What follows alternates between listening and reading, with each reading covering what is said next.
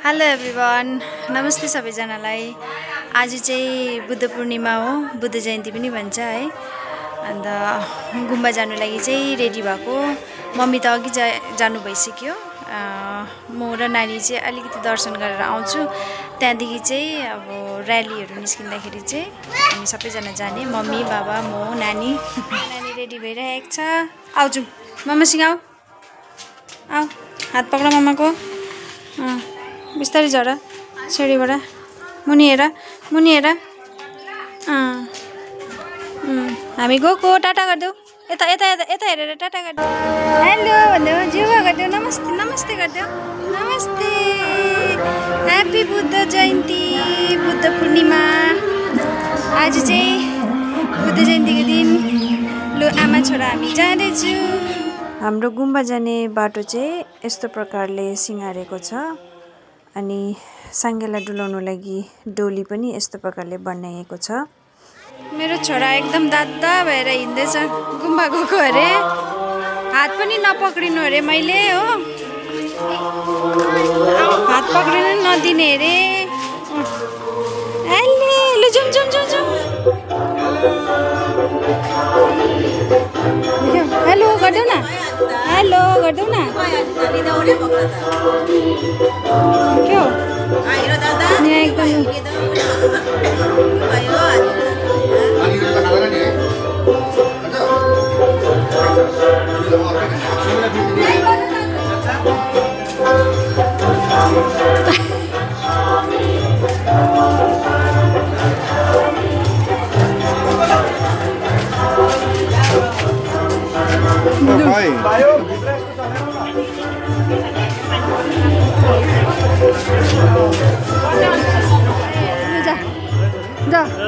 यस हुँदैन लु लु घुमाउने अरे उसले।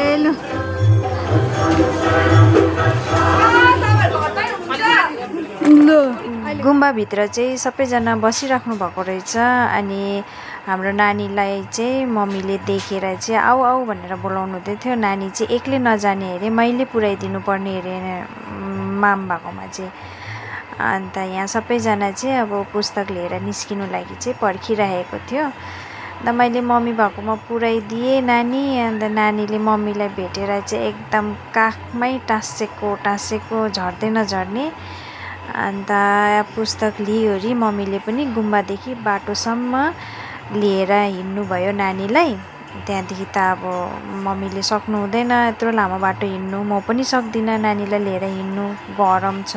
त्यही भएर चाहिँ मम्मी हिँड्दै जानुभयो र्याली। म र बाबा चाहिँ नानीलाई लिएर टोटोमा गएँ। यहाँ चाहिँ अलिकति छोकहरू राखेको छ यस्तो पाराले सजाएर। यहाँ यसको ह्यान्डसम आसिङ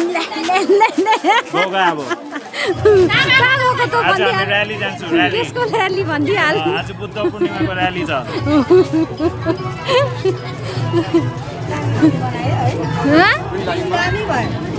अस्तिको पालि भन्दा अलिक राम्रो छ। अस्तिको पालि कस्तो भयो थियो? जाउँ न हामी ल। पुलिस अगाडि अरे। ओबी ओबी मेरो छोरा खोक्दैछ।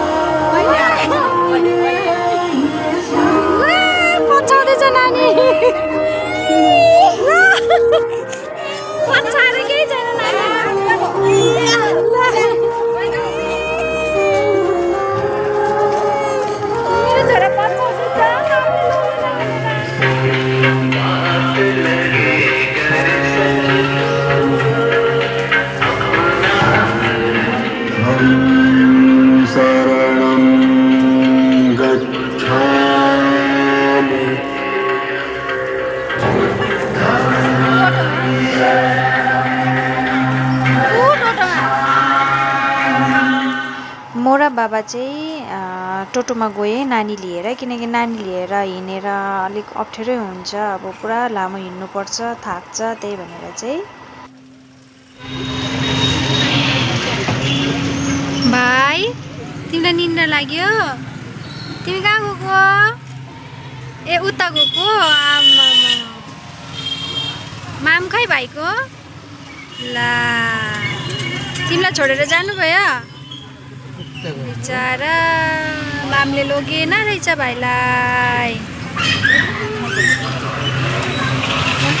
टोटोमा घुम्दा घुम्दा मेरो नानी चाहिँ सुतेर पनि उठ्यो, उठेर चाहिँ अनि बाबालाई दिएँ। अन्त मैले चाहिँ मम्मीलाई थाक्यो भने जाउँ टोटोमा भनेर भन्दाखेरि मम्मीले होइन थाकेको छुइनँ, आज त्यस्तो बेसी गरम छैन, दिन राम्रै छ भनेर भन्नुभयो। अन्त चाहिँ मम्मीले यो खान्छस् भनेर दिनुभयो। ड्रिङ्क्सहरू पानीहरू चाहिँ बाटोमा पुरा बाँड्दै थियो नि त, अन्त त्यो चाहिँ मैले पनि थापेर खाइसकेको थिएँ। अन्त मम्मीले चाहिँ एउटा खान्छस् भने खा भनेर दिनुभयो, खाने चाहिँ खाइनँ। अन्त यहाँ आधी बाटो आइपुगेर फेरि अझै कोल्ड ड्रिङ्क्सहरू बाँड्दै थियो। अनि यहाँ सबैजनाले चाहिँ एकछिन रेस्ट गरेर चाहिँ सबैले कोल्ड ड्रिङ्क्सहरू थापेर खायो, हामीले पनि खायौँ। त्यहाँबाट जाने हो टोटोमा भनेर भनेको त मम्मीले। अन्त होस् जाँदिनँ, अब पुग्नु त आँटे गुम्बा, बेसी टाइम छैन। अन्त जा तिमीहरू टोटोमा, हामी हिँड्दै नै आउँछु भनेर भन्नुभयो।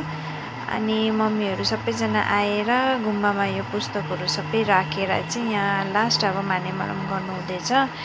बुद्ध जयन्तीको दिन चाहिँ हर साल पुरा गरम हुन्छ, तर यसपालि चाहिँ त्यस्तो गरम थिएन। रातभरि पुरा पानी परेर चाहिँ अलिक दिन क्लाउडी भइरहेको थियो, त्यही भएर शीतल शीतल नै थियो, अब त्यस्तो डरलाग्दो गरम चाहिँ थिएन।